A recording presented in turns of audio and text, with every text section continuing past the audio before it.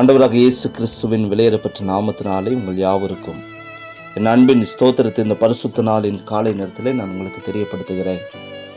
பரிசுத்த யோவான் எழுதின சுவிசேஷம் 17ஆம் அதிகாரம் 22வது வசனத்திலே வரக வாசிக்கிறோம். நாம் ஒன்றாயிருக்கிறது போல அவர்களும் ஒன்றாயிருக்கும்படி நீர் எனக்கு தந்த மகிமையை நான் அவர்களுக்கு கொடுத்தேன் என்று சொல்லி நான் பார்க்கிறோம். கிறிஸ்துவுக்குள் அன்பான தேவனுடைய பிள்ளைகளே, நம்முடைய கர்த்தராக இயேசு கிறிஸ்து தாமே தம்முடைய இந்த பூலோக பணியை அவர் முடித்துவிட்டு பரலோகத்திற்கு செல்லும் வேளை வந்தபோது தன்னை நேசித்தவர்கள் மீது அன்பு செய்தவர்களை பலப்படுத்தும்படியாக அவர் பிதாவை நோக்கி வேண்டுதல் செய்து அவர் கூறினதான வார்த்தைகளை வேதாகமத்திலே நாம் பார்க்கிறோம். அவர் அநேக காரியங்களை அவர் சொல்லியிருக்கிறார்.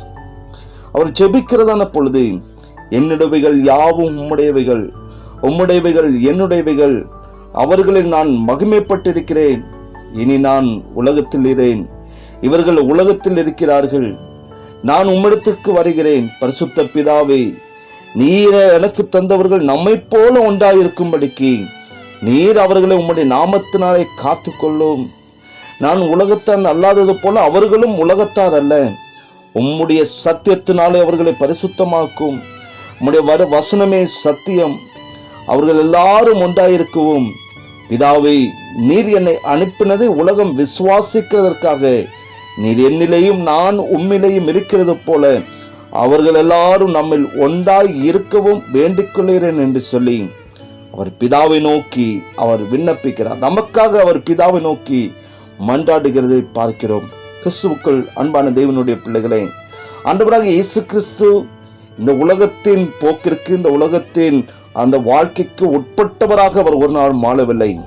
அதனால் உலகம் அவரை பகைத்தது.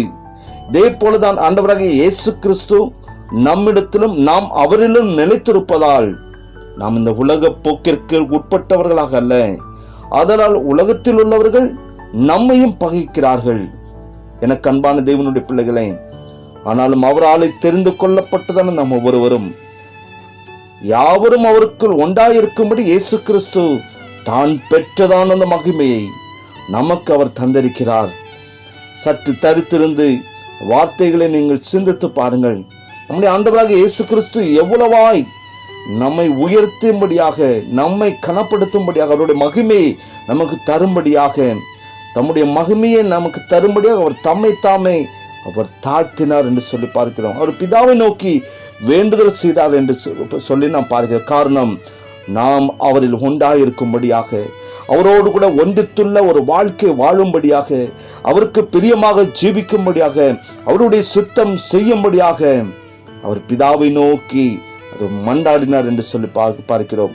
அவர் இருக்கிறதான இடத்தில் நாமும் இருக்கும்படியாக அவர் விருப்பமுடையவராய் காணப்படுகிறார். ஆகையினால் தான் அவர் பிதாவை நோக்கி அவர் இப்பொழுது நமக்காக தம்முடைய பிதாவின் வலது பாரசத்திலே அவர் மன்றாடி கொண்டிருக்கிறார். எவ்வளவு பெரிய ஸ்லாக்கியம்! இந்த ஸ்லாக்கியத்தை பெற்றதான நாம் ஒவ்வொருவரும் அதை உணர்ந்தவர்களாக அவருக்கு பிரியமாய் வாழ்ந்து அவருடைய சித்தம் செய்யும்படியாக தெய்வ சமூகத்திலே நம்மை தாமே அர்ப்பணிப்போம். தேவனோடு ஒன்றித்துள்ள ஒரு வாழ்க்கை வாழும்படியாக அழைக்கப்பட்டதான நாம் ஒவ்வொருவரும் அனுதினமும் அவருக்கு பிரியமாக வாழ்ந்து அவருடைய சித்தம் செய்யும்படியாக நம்மை தாழ்த்துவோம். தெய்வ கிருபை உங்கள் அனைவரோடு கொண்டு இருப்பதாக. ஆமேன். ஜெபிக்கலாமா?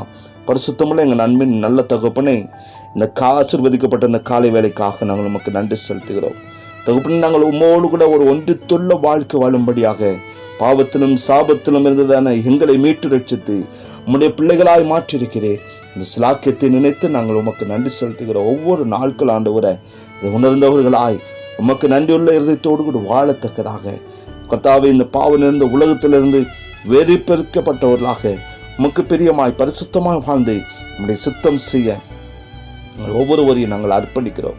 இன்னும் எங்களை இன்னும் நீராண்டவரை எங்களுக்காக நீர் பிதாவின் வலது பரிசு பரிந்து பேசுகிறவராக இருக்கிறேன். அதற்காக நாங்கள் உமக்கு நன்றி செலுத்துகிறோம். உடைய பிள்ளைகளாய் வாழ்ந்து உடைய சித்தம் செய்ய ஒவ்வொருவரையும் அர்ப்பணிக்கிறோம். எல்லாரையும் பலப்படுத்துங்க. இயேசுவின் நாமத்தில் ஜெபிக்கிற நல்ல பிதாவே. ஆமேன், ஆமேன்.